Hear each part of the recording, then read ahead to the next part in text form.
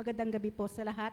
Nais ko pong pasalamatan ng Panginoon sa kanyang biyaya ng awa na kung saan noong ako ay pumunta sa Taytay, nakarating din ng malulahati kahit paman medyo muntik ng madisgrasya noon dahil sa mga panalangin ay nakarating ako doon ng matiwasay at nandoon yung aking asawa, pagpapala din ng Panginoon ang kanyang nadatnan doon at nakabalik kami dito, ligtas din po. Maraming salamat po sa Panginoon. Akin pong hinihiling sa inyo, sama natin sa dalangin, sila Alchi bukas na mayroon silang outing sa Cowrie, na sila ay ingatan ng Panginoon, makarating doon at makauwi ng maayos. Yun lang po. Salamat.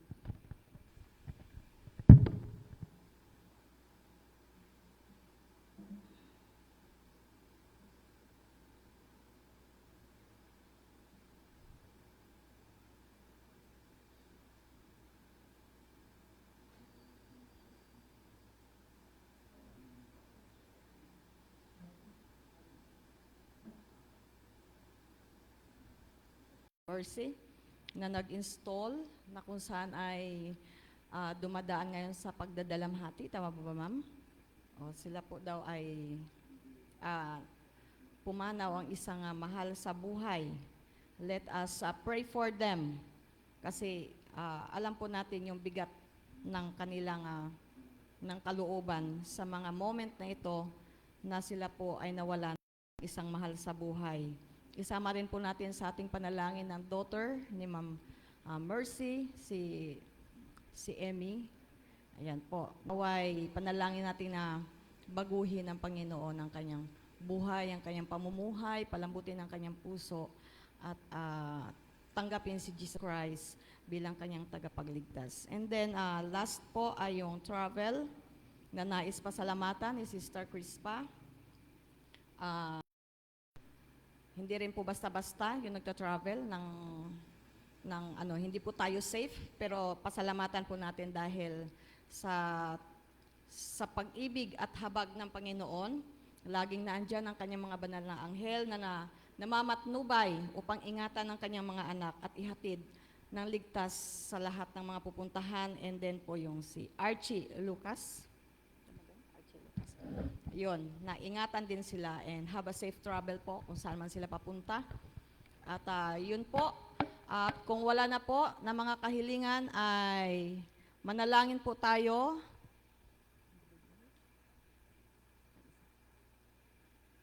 Ayun, since konti naman po tayo, pwede na po tayong manalangin ng individually.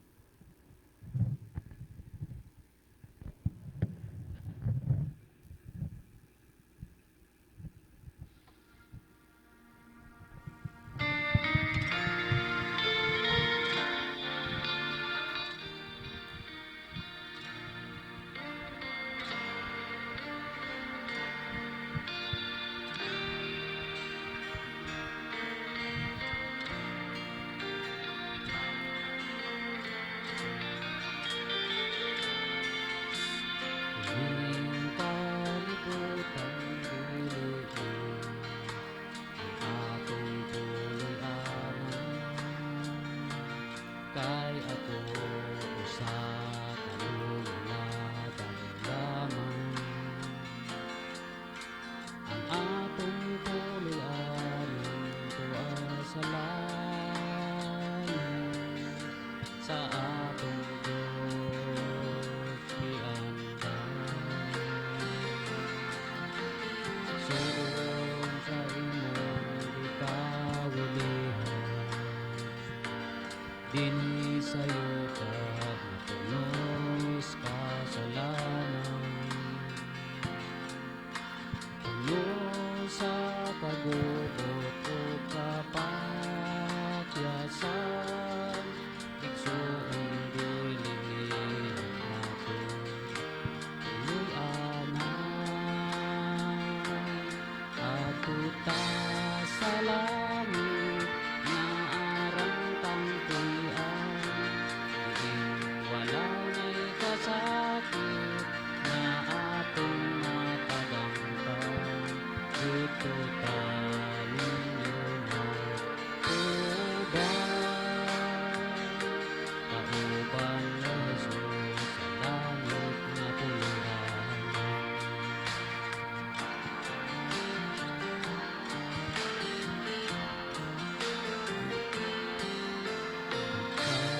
Nahigog na din sa kalibutan, kay ang imong bahagi napapas sa uban. Igsoon-suntihan ko ikaw, biyain ang tanan, ug magtuloy pagbahagi dito sa langit na puloy-an. Ato ta sa langit nga arang tangkihan, wala na'y kasakit na atong matagangkan. Dito ta ninyo kauban ni Jesus sa langit na puluhan. Tutak sa langit nga arang tangkian, wala na'y kasakit na atong matagangkan. Dito ta ninyo kauban ni Jesus sa langit na puluhan. Kauban ni Jesus sa langit na puloy-anan.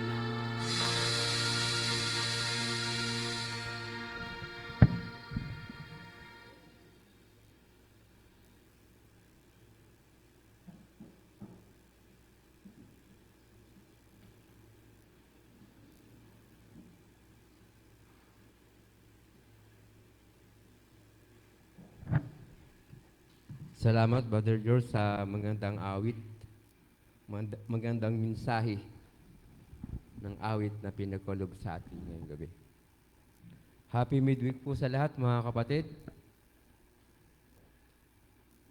Pinapasalamutan ko po ang Panginoon sapagkat sa kabila ng gawain sa araw-araw, pero andyan siya at nagbibigay, nag-iingat at pinapagkalooban ng mga pagpapala sa araw-araw nating gawain. So, hindi po ako magtatagal ng mensahe. Ito po ay siguro mga 15 minutes na aking tatapusin ang mensaheng ito. Sa tulong po ng Panginoon, nawa ito maging inspirasyon natin ang kasaysayan. Pero bago ko po umpisahan, tayo muna po yung manalangin. Ama naming banal sa gabing ito, amin pong nilalapit o sinasangguni namin ang aming mga sarili. Maging karapat-dapat kami na maglingkod ngayong gabi sa inyong harapan. At ang aming pag-aaralan, nawa po ito maging gabay namin. Maging isang inspirasyon namin sa aming buhay habang kami naghahanda sa iyong pagbabalik. Naniniwala mo kami ng lahat ay aming magagawa kung ipapagkaloob mo sa bawat isa sa amin. Ito po ang aming dalangin sa pangalan po ni Jesus. Mayroon mo isang kwento sa Biblia, sa banal na kasulatan ng ating pagsasalusaluhan. Siguro ito'y narinig nyo na. Kung ito po yung narinig, kaya pong dadalhin ngayong gabi sa bawat isa sa atin. Kung meron po kayong mga banal na kasulatan, ito po yung matagpo sa 1 Samuel. Ang talata po ay 15 whole chapter. Ito po yung mababasa natin doon. Ito po yung kwento ni Haring Saul. Nang si Haring Saul po ay inutusan ng Panginoon. Bago siya inutusan, siya po ginawang hari, pinahira ni Samuel, Prophet Samuel ng langis, upang maging hari. At nang siya po yung naging hari na, may bilin o inutusan siya ng Panginoon. Pero pinadaan kay Prophet Samuel. Ang sabi ni Prophet Samuel sa kanya, ngayon ikay hari na. Isa ka ng hari ng bansang Israel. May iuutos sa iyo ang Panginoon. Kaya siya nakinig at nakipag-ugnayan kay Prophet Samuel. Ito yung utos na pinapagawa sa iyo ng Panginoon. Sapagkat yung una, nung bansang Israel ay umalis sa Ehipto, ay naging sagabal ang mga taong ito sa paglalakad upang makarating doon sa lupang pangako. Kaya ito'y patayin mo ang mga taong ito. Ang sabi niya, wala kang ititira. Lahat ng hayop, sanggol, maguo, anumang hari, yung hari, lahat, lilipulin mo. Ang sabi ni Prophet Samuel kay Saul. Lahat, wala kang ititira. Pag sinabing lahat, mga minamahal, walang ititira. Hayop, anuman yung nasasakupan ng mga taong ito, kailangan mong lipulin at wala kang bubuhayin kahit isa. Kaya hindi po nag-atubili si Haring Saul. Inihanda niya, kung susundan niyo po yung text sa Bible, makukuha niyo po yung kwento. Kaya wala po siyang inaksayang panahon. Kundi inihanda niya yung kanyang mga sundalo upang puntahan ang mga taong ito. Ito po yung lahi ng mga Amalite. Ito yung kumontra, hindi pinadaan ng bansang Israel nung sila ay naglalakbay. Kaya ito'y pinuntahan ni Haring Saul. At may nakasama sila dung isang mga sineyo na tao. Ang sabi ni Haring Saul sa kanila, umalis kayo rito at baka kayo madamay sa pagpatay ko sa mga taong ito. Kaya yung mga sineyo na tao ay umalis doon sa lugar na yon. At pag-alis, nilipol po ni Haring Saul yung mga taong yun na humadlang sa pag-alis sa Egypt ng bansang Israel. Kaya lang mga minamahal ng mga kapatid, nagka-problema si Haring Saul. Hinuri niya ang hari po din si Agag. At nang kanya itong hindi niya pinatay, dinala niyang bihag. At isa pang naging dahilan, hindi niya pinatay lahat, kinuha niya yung magagandang matatabang baka, kambing, tupa. Hindi niya pinatay, mga kapatid. Hindi niya pinatay. Inuwi niya. At ang sabi sa kanyang kaisipan, maganda yung kanyang isip ito'y ihahandog ko sa Panginoon sapagkat ako'y nagtagumpay. Ihahandog ko ito. Pero anong utos ng Panginoon? Lahat ay patayin, walang iiwan. Sabi sa usapan ni Prophet Samuel. At nang ito'y malaman ni Prophet Samuel, yung ginawa ni Haring Saul, nagalit si Prophet Samuel sa kanyang ginawa. Hindi sumunod. Pero doon po sa talatang 13, ang ganda po nung nakalagay dito Dito nag-umpisa yung kasinungalinan na ginawa. Sa talatang 13, laktawan natin ibang talata. Ang sabi dito, at naparoon si Samuel kay Saul, at sinabi ni Saul sa kanya, nag-usap sila, at sinabi po ni Saul sa kanya, pagpalain ka nawa ng Panginoon. Ito po yung kasinungalinan na ginawa ni Saul. aking tinupad ang utos ng Panginoon. Doon nag-umpisa yung kasinungalingan na ginawa ni Haring Saul. Ang sabi niya, aking tinupad ang utos ng Panginoon. Kung babasahin niyo pababa, yung 14, ang sabi dito, at sinabi ni Samuel, anong kahulugan nga itong iyak ng tupa sa aking pakinig at ang mga ungal na mga baka na aking naririnig. So hindi nakapaglihim si Saul sa nangyari sapagkat narinig ni Prophet Samuel yung ungal ng mga baka, tupa na kanyang kinuha doon sa kampo ng mga taong ang utos ng Panginoon, patayin lahat ang mga taong ito. At 15, at sinabi ni Saul, sila'y dinala mula sa mga Amilisita, sapagkat ang bayan ay nagligtas ng pinakamabuti sa mga tupa at sa mga baka, upang ihain sa Panginoon mong Diyos at ang matira ay aming lubos na nilipol. Maganda yung kanyang hangarin, mga kapatid. Kaya pala niya tinira yung matatabang baka, yung mga tupa, is ihahandog sa Panginoon. Ihahandog niya. Maganda yung kanyang hangarin. Pero ang sabi sa 15, sa 16, nang magkagay sinabi ni Samuel kay Saul, tumigil ka, ang sabi ni Saul, Samuel, at aking isasaysay sa iyo kung ano ang sinabi ng Panginoon sa akin upang ng gabing ito, at sinabi niya sa kanya, at sinabi niya, sabihin mo ang tanong ni Saul. Muli pong sinaysay ni Prophet Samuel yung bili ng Panginoon sa kanya na wag papatayin mo lahat yung mga angka ng mga taong yun. Bakit ka nag-iwan? Bakit mo hindi ginawa? Bakit ka hindi sumunod? Ang sabi ni Prophet Samuel kay Haring Saul. Doon po sa huling sa 22. At sabi ni Samuel, pakinggan niyo po, ang ganda po nung paalaala dito. Ang ganda nung nakalagay dito. At sinabi ni Samuel, nagtataglay kaya ang Panginoon ng napakadakilang pagkatuwa? Sabi ito, kung ihahandog mo yan, matutuwa kaya ang Panginoon? Sabi ito sa madaling paliwanag. Ang sabi niya dito, at sinabi ni Samuel, nagtataglay kaya ang Panginoon ng napakadakilang pagkatuwa sa mga handog na susunugin at mga hain na gaya ng pagsunod ng tinig ng Panginoon. Narito, ang pagsunod ay maigi kaysa hain.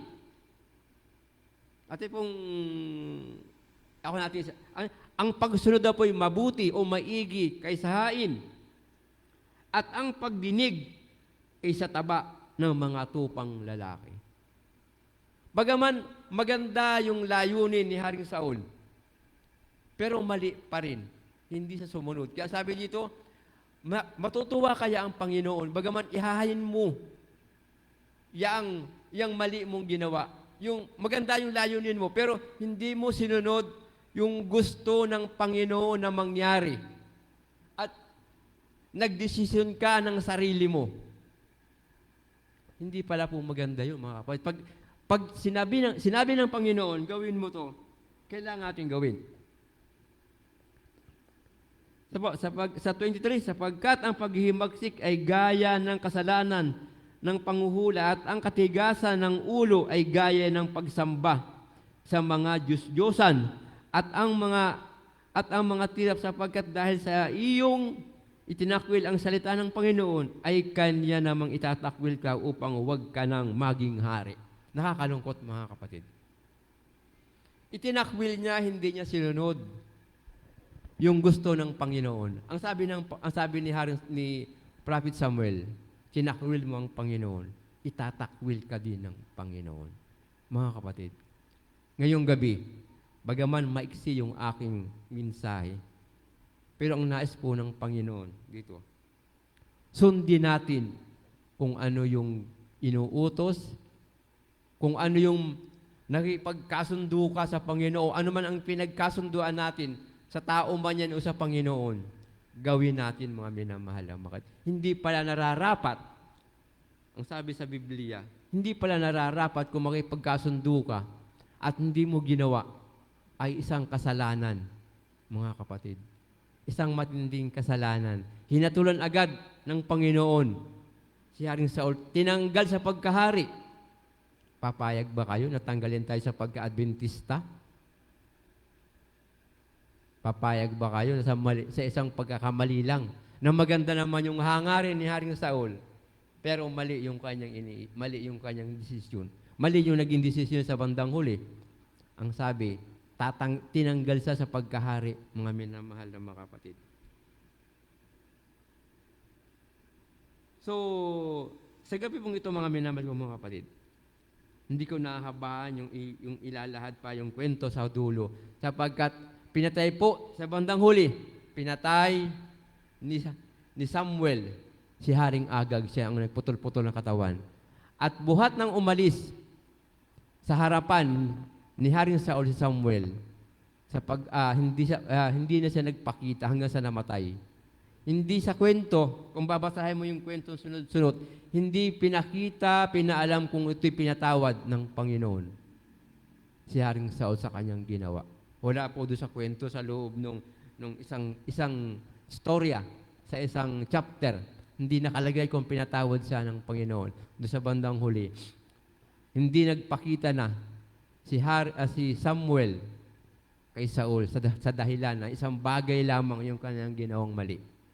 Hindi tumupad sa usapan, nakipagkasundo sa Panginoon, hindi siya tumupad sa kasunduan nila. Ganun din po sa ating buhay ngayon, mga minamahal kong mga kapatid.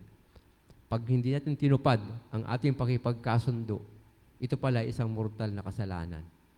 Nakipagkasundo ka at hindi mo ginawa, kagaya ni Saul, isang kasalanan para sa Panginoon. Nawa po, ngayong gabi, bagaman ito yung napakaiksing paalaala sa atin, nawa ito yung maging kalakasan natin, maging inspirasyon natin sa ating buhay, na kung tayo makipagkasundo, tao man yan sa Panginoon, gawin natin upang sa ganun, hindi tayo magaya kay Haring Saul na inalis sa pagkahari. Happy Midweek po sa ating lahat.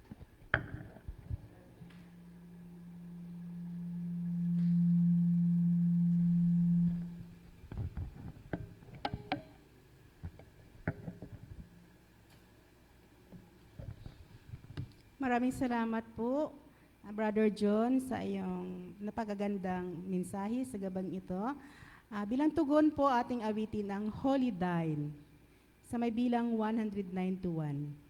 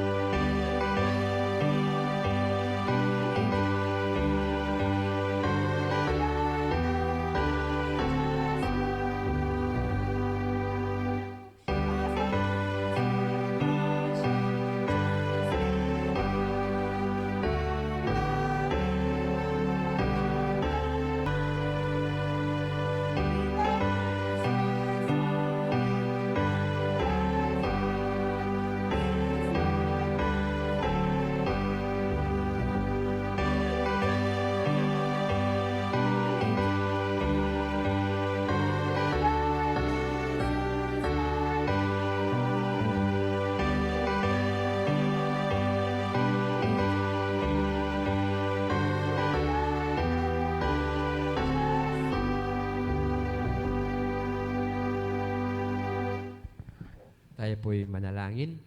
Salamat, Ama, sa gabing ito. Salamat sa paalaala na binigay mo sa amin. Alam namin na kami ay hindi karapat-dapat diyan sa langit na bayan sa dahilan na marami kaming mali. Nawa, Ama, ang karanasan ni Haring Saul, ito yung maging inspirasyon namin sa aming buhay, sa aming paglakad, sa aming pakipagtransaksyon sa aming mga kapwa, o anumang bagay na dapat ang aming ginagawa. Maging tapat kami, maging masunurin kami upang sa ganon, yung mga promises mo, Ama, diyan sa langit na bayan ay marating namin at sama-sama kami magpuri diyan sa iyo. Sa pangalan po ni Jesus. Amen.